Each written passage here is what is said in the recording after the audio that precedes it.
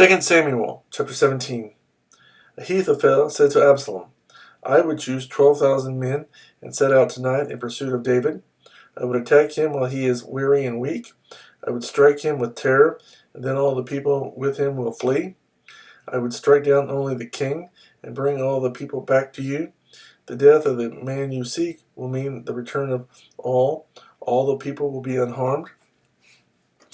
This plan seemed good to Absalom and to all the elders of Israel. But Absalom said, Summon also Hushai the Archite, so we can hear what he has to say. When Hushai came to him, Absalom said, Ahithophel has given this advice. Should we do what he says? If not, give us your opinion. Hushai replied to Absalom, The advice Ahithophel has given is not good this time. You know your father and his men. They are fighters and as fierce as a wild bear robbed of her cubs. Besides, your father is an experienced fighter.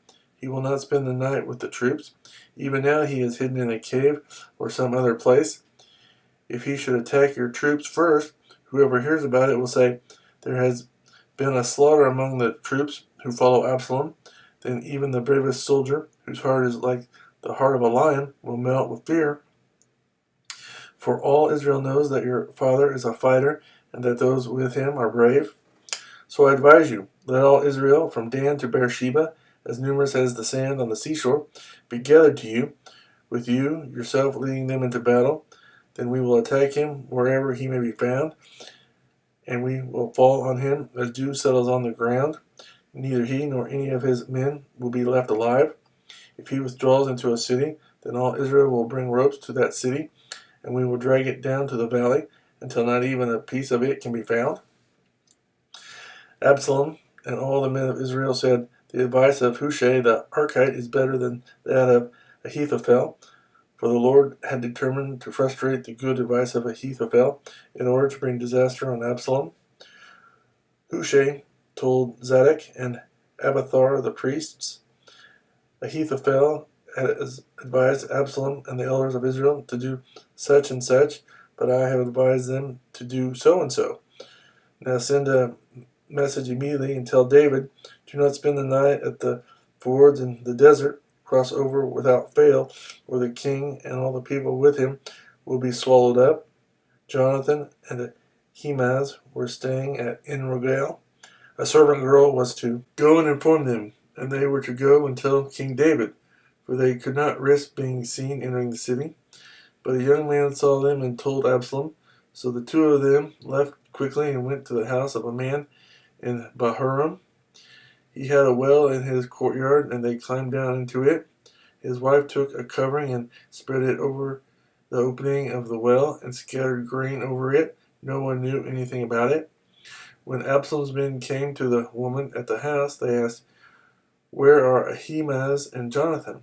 The woman answered them, They crossed over the brook. The men searched but found no one, so they returned to Jerusalem.